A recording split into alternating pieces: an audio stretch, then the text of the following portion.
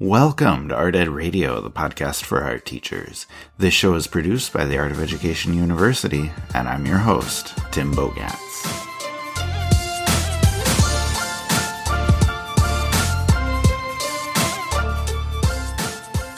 Today, we're going to dive into a medium that not a lot of teachers have in their classroom, which is encaustic painting. Now, personally, I love encaustics. I love the look. I love the process. I love teaching it to my students. However, getting into encaustic painting was really difficult for me when I first got started because I knew nothing at all. I had to teach myself everything, and it's not easy. It's tough to find information. It's tough to know where to get started. And when it comes to encaustic painting, there are just those barriers to entry. There is a huge lack of knowledge out there. I don't think a ton of art teachers know exactly what they're doing with that. And even if they do a little bit, it's difficult to know exactly how or what to teach to your students.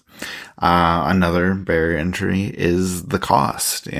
Those materials can get really expensive, and it's sometimes really tough to find the materials you're looking for as well. And that kind of goes into the third thing I was thinking about, which is just the lack of supplies. When you look through supply catalogs, when you go to various art stores, you don't see a ton of options for encaustics materials. So it's tough to get started, and we're not going to be able to solve all of those problems today, but we're going to hopefully give you a few of the tools you might need to get started if that's something that interests you. So my guest is going to be Lena Rodriguez. You heard from her back in January, I think it was, when she was on the podcast for the first time, and she and I talked about helping students find their artistic voice. You probably also know her if you're somebody who attends the Art Ed Now conference. I think she's been a presenter 3 times now, and I'm hoping to convince her to come back again this summer. So long story short, she is great, and I think you're going to enjoy the conversation. So let's go ahead and get it started.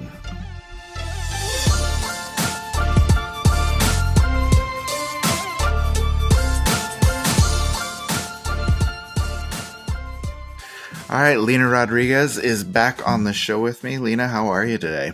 I'm doing really well, thank you. Good. I'm excited to talk to you again. We have a lot to talk about.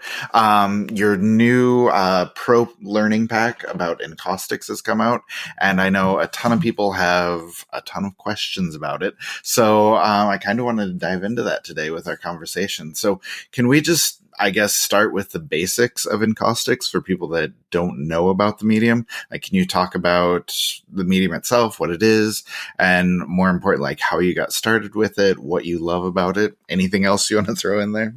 Sure. Yeah.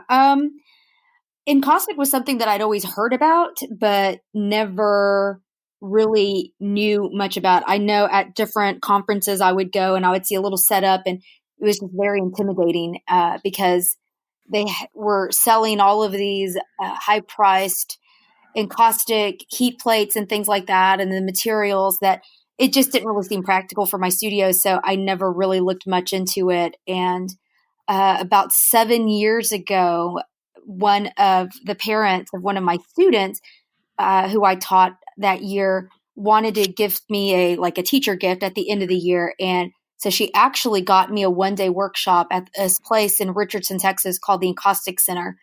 So myself and my student, her daughter, got to go spend the day with artist Bonnie Leibowitz and learn the ins and outs of encaustic. So that's really how I learned about it. And since then, I've gone to the Encaustic Center multiple times for work days and also to take more workshops and classes, learn more about encaustics. Encaustic painting is painting with melted beeswax and pigment. Actually, a really old form of painting. It's highly archival when done correctly. And tons of years went by where a lot of people didn't know a lot about it and people weren't practicing it. And it's something that's kind of reemerged again and starting to get popular. So it's like I said, it's been around for a long time, and it's just made with wax pigments, and it's fused together. Each layer is fused together with heat. So Okay, cool. And I like the idea, you don't think about how, it can be archival, how it can last forever. And I know you had talked about that when you did your conference presentation on this a while back, and I thought that was always fascinating. But I wanted to ask, like, after you do this workshop and kind of figure out what's going on, how to create it, like, how do you get started doing encaustic painting with your teaching? Like, what do you need for your classroom? Like, how do you go about setting up a station for kids to work with?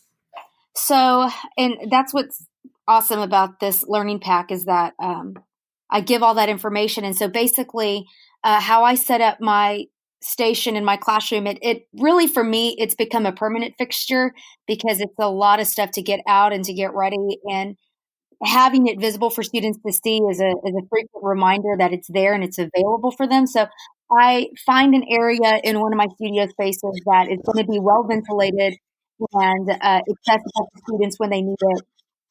And so I basically, my setup, I've got my hot plate and I've got various waxes and lots of different tools from just regular kitchen spoons for doing photo transfer and burnishing to cooking scrapers and spatulas and things like that, because you can use that with encaustic. You don't necessarily just have to get all of your tools for this at an art supply store or specialty shop. You can, find things just at your local grocery store that you can use to work towards it.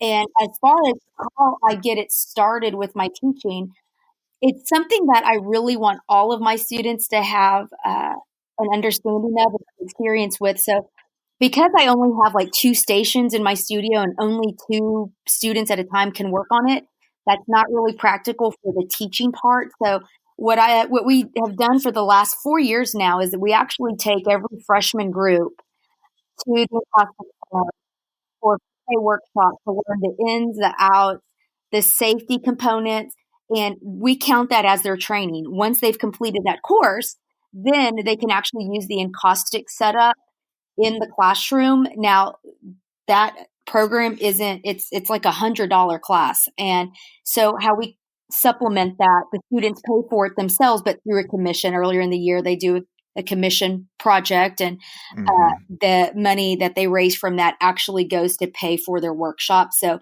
it's not anything that you necessarily have to, sell gift wrapping paper for, or cookie dough, or candy bars, Right, or right. beg your administrator for. The students find a lot of value in it because they've actually earned and worked to receive that experience.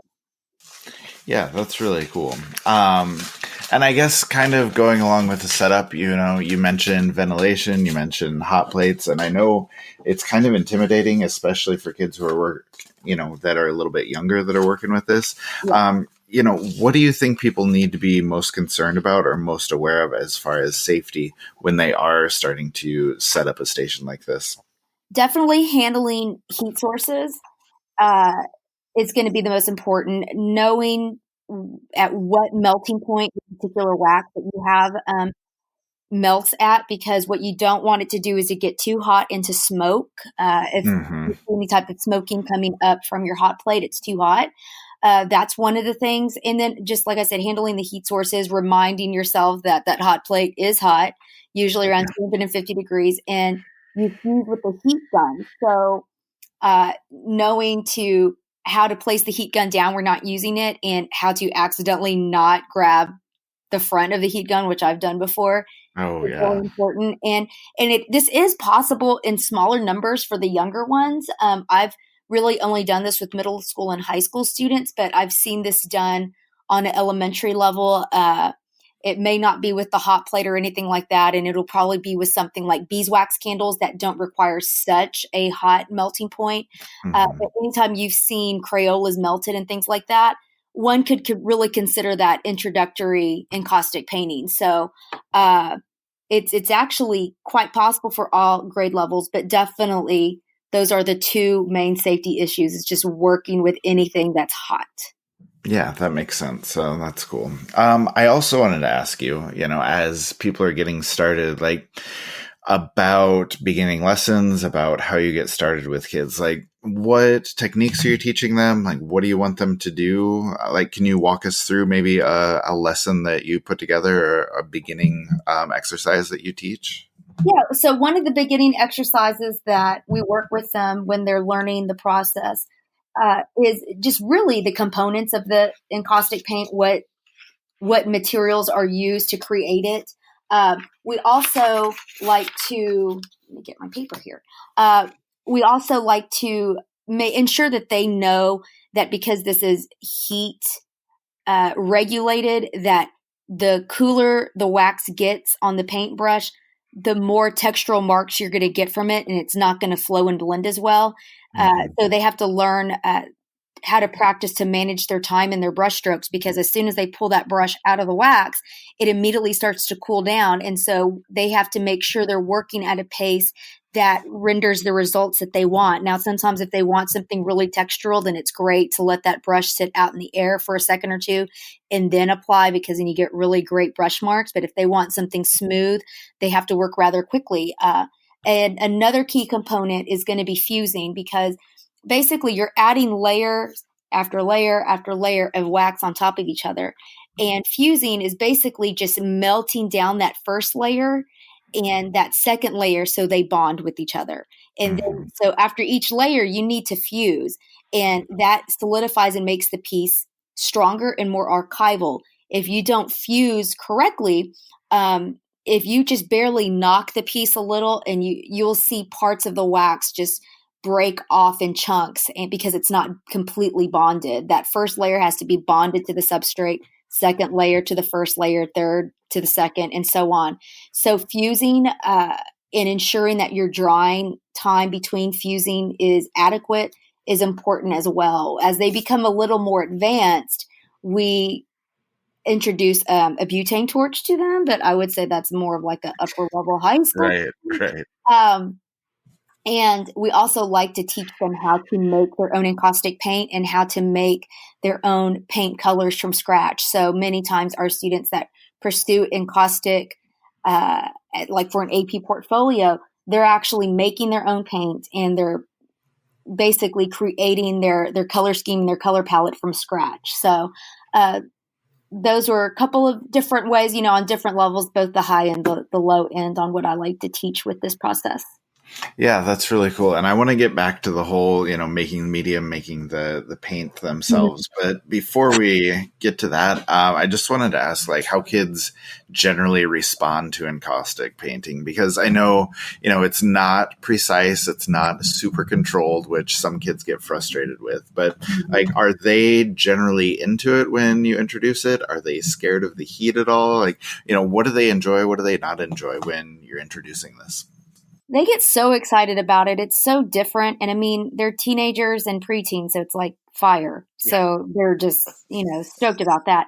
But I also make it a point when students are working on their projects that I'm also working on projects periodically. And one of my mediums of choice is encaustic. So I'll bring a lot of my encaustic stuff from home, and I'll bring it to the studio, and I'll create work as they work. And so before they even take the encaustic class, they're already familiar with the process because they've seen me do it. And of course, their kids are always intrigued when they see their teachers making art. Hmm. So there's already a general interest built up by the time we teach in the process. And when we go and come back, they always say that that encaustic experience was their best experience that year.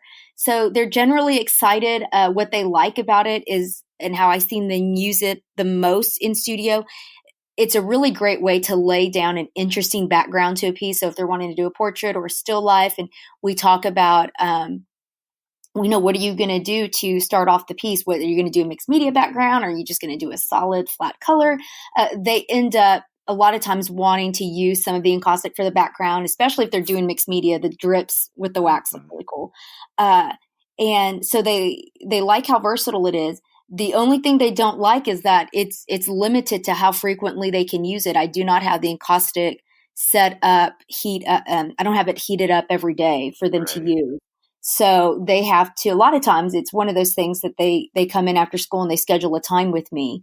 And so they come in after school and I'll have everything set up and heated up and ready for them. So it's not one of those things you can just flip on, do, turn off and go back to. So it's I would say the limitations to how frequently and when they can use it is probably the only thing they don't like about it. Okay, that makes sense. No, that's cool. And, I like the idea of, not only doing encaustic painting on its own, but like you said, as part of a different work as well, whether it is for the background or some other addition there. I think that's a really cool way to go about it. But then just kind of, last question for you, going back to the idea of making media, making paint, and all of that on your own. I was looking through your Pro Pack, watching some of it, and you have like the encaustic medium recipe, the paint recipe, and just all sorts of other resources. So can you just talk about those really quickly? Like, not only the resources that are there and what you put together, but like what people can expect from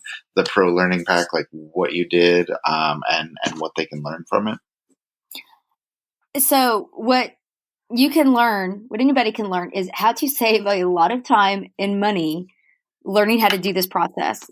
You won't have to go to a workshop or an all-day class like I had to. Mm-hmm. You're not going to have to do a ton of research on what works and what doesn't work.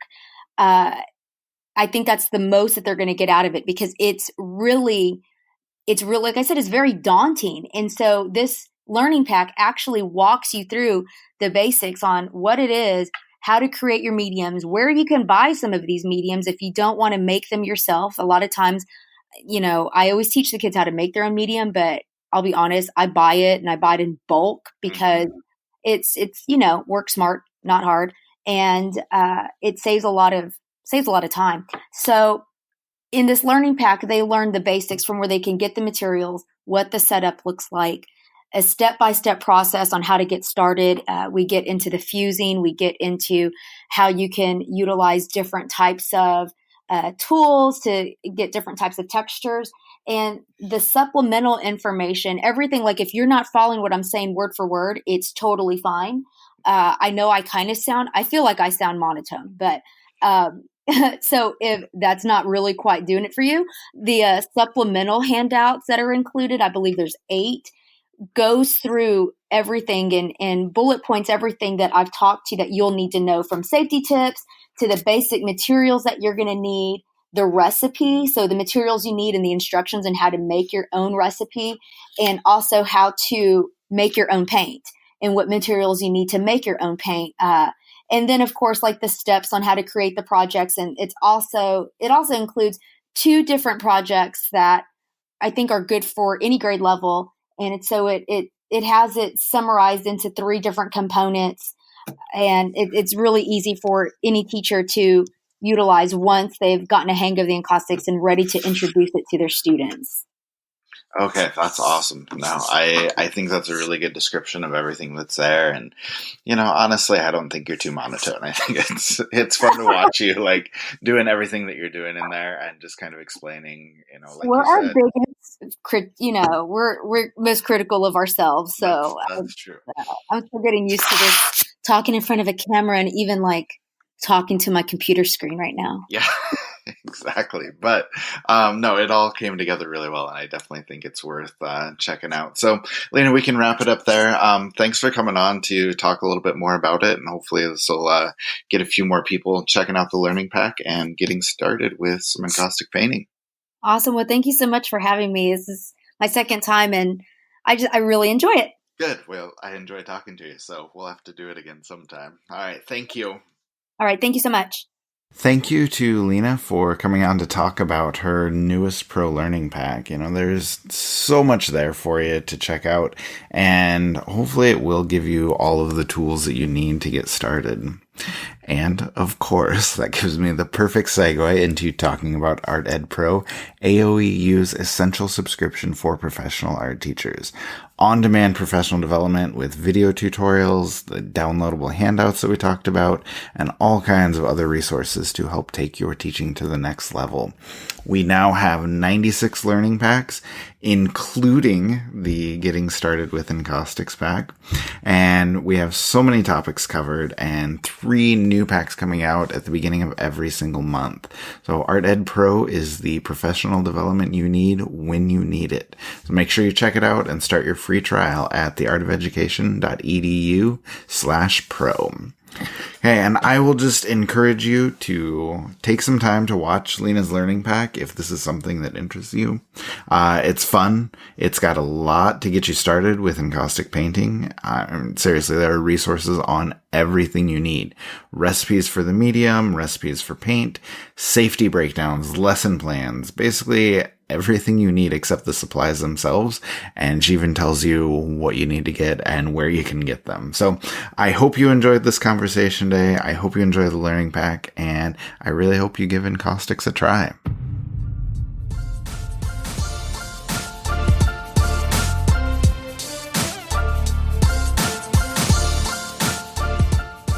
Art Ed Radio is produced by the Art of Education University with audio engineering from Michael Crocker. Thank you for listening, as always, and we will be back with you next week with one of AOEU's newest writers, Sarah Krajewski. We'll talk to you then.